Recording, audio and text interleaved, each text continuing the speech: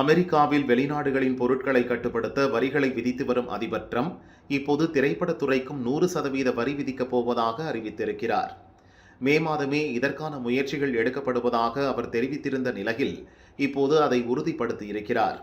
ஒரு குழந்தையிடமிருந்து மிட்டாயை நைசாக திருடிக் கொள்வதைப் போல அமெரிக்காவின் திரைப்பட தயாரிப்பு வணிகத்தை மாற்ற நாடுகள் திருடிக் கொள்கின்றன என ட்ரம்ப் கூறியிருக்கிறார். கலிபோர்னியாவின் தலைமை திரைப்பட தொழிலை பாதுகாக்க தவறிவிட்டதாக அவர் சுட்டிக்காட்டியுள்ளார். பலவீனமான மற்றும் திறமையற்ற கவர்னரை கொண்டுள்ள கலிபோர்னியா இந்த திரைப்பட துறையில் கடுமையாக பாதிக்கப்பட்டிருக்கிறது என கூறியுள்ளார்.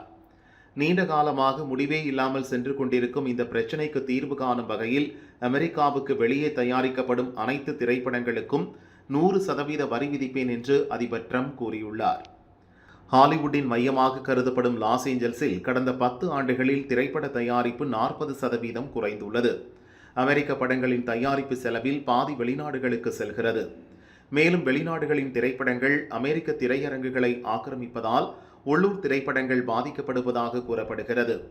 திரைப்படங்களுக்கு 100% வரி விதிக்கும் அதிபர் ட்ரம்பின் முடிவுக்கு கலவையான விமர்சனங்கள் எழுந்துள்ளன.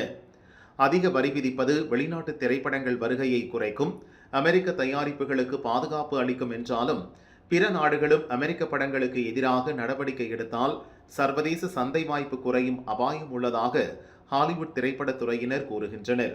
இதேபோல் சீனா மற்றும் பிற நாடுகளிடம் வட கரோலினா மாகாணம் பர்னிச்சர் வணிகத்தை முற்றிலுமாக இழந்துவிட்டதாக கூறியுள்ள அதிபர் ட்ரம்ப் வட கரோலினாவை மீண்டும் சிறந்ததாக மாற்ற அமெரிக்காவில் பர்னிச்சர் தயாரிக்காத நாடுகளுக்கு கணிசமான வரிகளை விதிப்பேன் என்று கூறியுள்ளார்.